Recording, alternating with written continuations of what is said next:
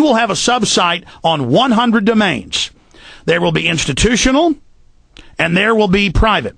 But it will all be regulated by the government, controlled by the corporations and 50 universities/institutions.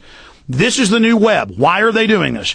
Newspaper circulation down the last 15 years by 60+%. It's about 65 now. TV ratings, even on cable, down. First cable killed TV, broadcast TV, now cable's being killed by this. They cannot compete. When I have millions of people a week listening to the podcast, and I'm able to sell advertising and raise the $20,000 a month it takes for our bandwidth, and it's growing, understand, they also claim, and they're doing it in Texas and all over, Comcast, Time Warner, they're all announcing, you pay for your internet connection. You pay 30, 40, 50, $100. You're paying for the bandwidth that they cost to get it streamed. I then pay on my end for the server so you can get it. They're making huge profits. Telecommunications, especially in the internet, is one of the highest profit ratios left in our society when everything else, the service economy, the construction economy, the manufacturing economy is imploding. They're now coming in with regulations, taxes, controls, and they're talking about, for tiny amounts of bandwidth, charging you masses of money for this. So there's a multi-pronged attack.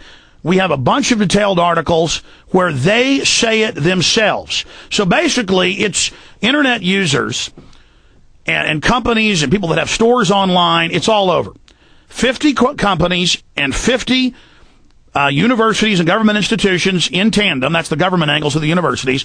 They will decide what you can have on the web. They will decide where you can go. I mean, we're talking about, they say for 200 channels, 200 websites, which will be Time Warner and Google and the rest of it, you will be paying $40+ a month. And that's it. You will not get to Infowars.com. You will not get to PrisonPlanet.com. You will not get to any of these websites. And I'm begging you, the listeners, to not believe me, to go to PrisonPlanet.com. And all of you out there later watching this on the web, and to read through the last 5 years, 6 years, we've been warning you about this, the last 2.5 intensely.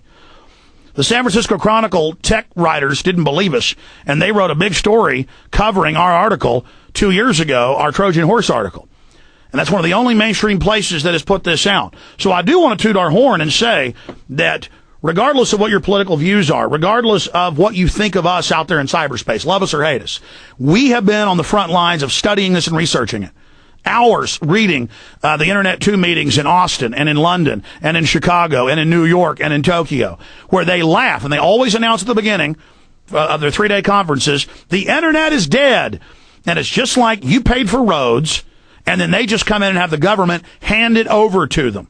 And then now it's new rules on their roads. I want to bring Jason Burmis in here, and Jason is a huge tech guy, a lot more technical than I am. Of course, Loose Change fame, making a new film here with us, working with us the next few months in the office, been filling in some on the show. We got about 3 or 4 minutes before break, Jason, but I want you, for listeners out there, to explain to them that it's not just net neutrality, it's not just taxation, it's not just bandwidth caps. It is not building, not maintaining the old hub, forcing you on. That's their number one goal, and that's the part nobody's talking about. This isn't just net neutrality where the different groups don't communicate with each other anymore, and you buy subscriptions for fractions of the web, and it kills that incredible, connectivity and that huge community. The key to all of this is they are going to shut down the old web. Jason Burmis. Yeah, I mean, I was shocked when I read that they're actually beta testing this right now, not only in America, but in Texas, in Beaumont, Texas. And how it works, folks, is this. They're not only going to limit the amount that you can download, but they're also going to limit the speed at which you can download it. So for 5 gigabytes a month, they want to charge you $30, and it's at a reduced rate. It's like a DSL line. Now, they know that they could give you more, but they want to limit you. And then if you go over this 5 gigabytes, well, then you're in the next price range. You're at 40 gigabytes, and that's, instead of $30, it's $45. Now, here's where it gets really tricky. Once you go over that 40 gigabyte limit, which is nothing, folks, let me clue you in. If you watch a movie on Google Video, okay, something that's a little over an hour long, that's 1 gigabyte. You surf the web for a couple days, that's another gigabyte.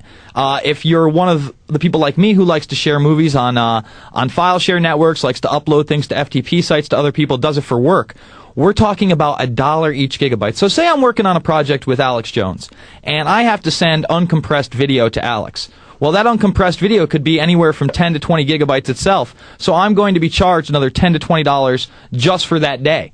And you're talking about bills that could be in the hundreds, if not thousands, in private businesses. Now, let me explain what they do. They built our society sprawling, whether you love it or hate it, where we have to have fuel, where our cities are built out, unless you're talking about Boston or New York. You've got to have fuel to get to work. They control that. Their own documents come out. They jack up the oil prices and squeeze us. The government builds the web. They design it. We pay to build the grid with our internet fees, with our connection fees, with our server fees. And then they just take it all away. Jason. Absolutely. It's supply and demand. If they have the only supply, they can demand whatever they like. And that's what we're seeing. And one of the things that you didn't... And the crime is killing the old web. Oh, absolutely. And right now, let me explain how it works. You have an IP address on your computer. Everybody who goes on your computer logs in through that IP address. In the future, in Internet 2, you're going to have a biometric thumb scan on your keyboard. And they say this. Yes, and they're This is not a conspiracy theory. No, this is what we're being trained for right now. Some of the new laptops have it, and you can't get on your laptop unless it's your thumbprint. So now your household, your kids, your wife... Stay there. For the PrisonPlanet.tv viewers, I'm going to continue during the break. For others, we'll come back with the final 5 minutes. Stay with us. We'll be right back.